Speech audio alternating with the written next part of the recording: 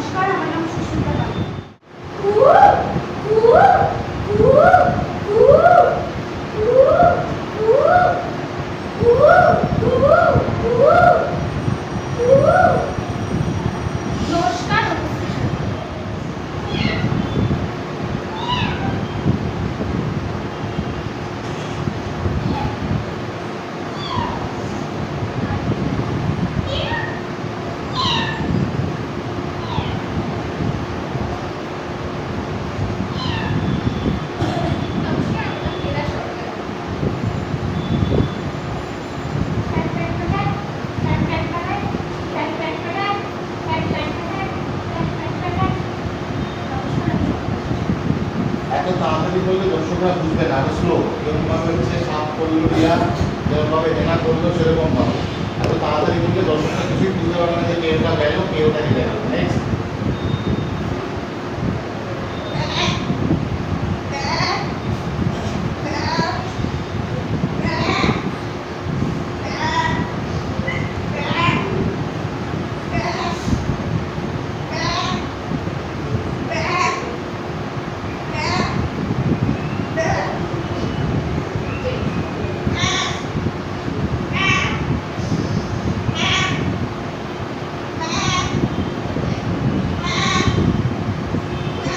Good, খুব ভালো।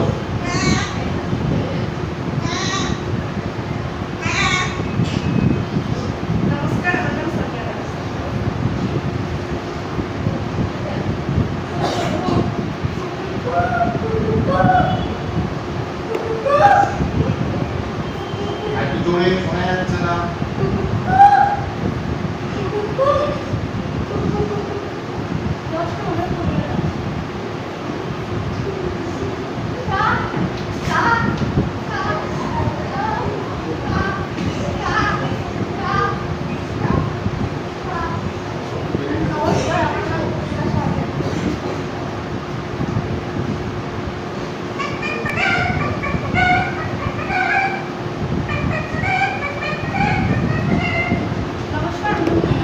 ঘোড়া, হ্যাঁ কর, ঘোড়া কর।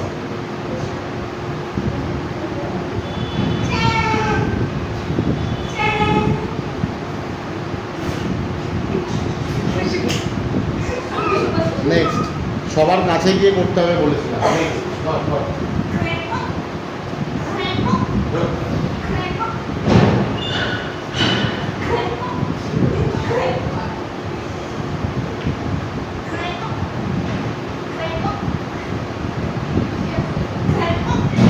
ভালো হচ্ছে।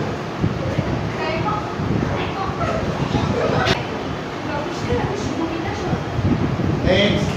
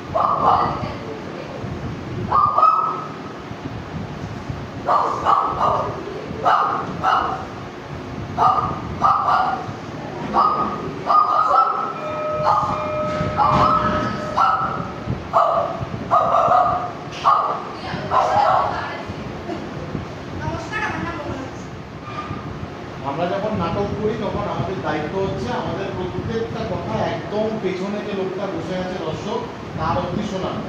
তা আমরা যদি এখন কথা বলতে গিয়ে পুরোটা শোনাতেই না পারি, তাহলে সেই দর্শক টাকাতে টিভি ছেড়ে নাটক দেখতে আসবে না। তার মানে আমাদের প্রত্যেকটা কথা প্রত্যেককে শোনাতে হবে। তার জন্য আমাদের উচ্চারণ স্পষ্ট করতে হবে। উচ্চারণ স্পষ্ট করতে গেলে অনেক রকম ব্যায়াম আছে, আমরা সেই সব ব্যায়াম পরে আস্তে আস্তে শিখবো। কিন্তু আমাদের মেইন যেটা আমরা ছোটবেলা থেকে শিখে এসেছি হাতে খড়ির সময় থেকে, অ আ হ্রস্ব ই দীর্ঘ ই, এইগুলো আমরা প্রথমেই শিখেছি। এইগুলো আমরা বলবো এবং বলার সময় মুখ খোলা রাখবো এবং অনেকটা দম নিয়ে নিয়ে বলবো। সবাই একসাথে বলবে, হাত উঠবে বলবে, হাত নামবে থামবে। ওই একসাথে মাছের বাজারের মতো একসাথে বলার দরকার নেই। ঠিক আছে, একবার প্র্যাকটিস করে নিই। ওকে, 1 2 3। অ আ ই উ। তোদের হাত ওঠাতে হবে না, তোরা শুধু তুলে বলবি। আমি হাত উঠাচ্ছি, তোদের সেন্টার দেওয়া উচিত। ঠিক আছে, চল রেডি, 1 2 3 স্টার্ট।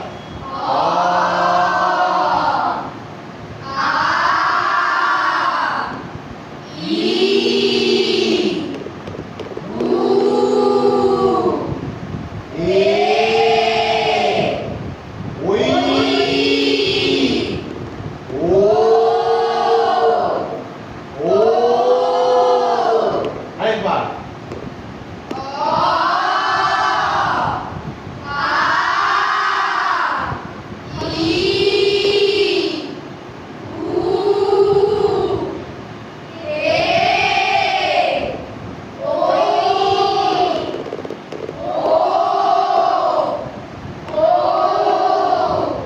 হলো, হয়েছে? শোনা গেল সবারটা? সবাই যেগুলো বলেছিস জোরে বলে শোনা গেছে? তাহলে এই জোরেটাই আমাদের মঞ্চে বলতে হবে, যাতে সবাই সব শব্দ শুনতে পারে।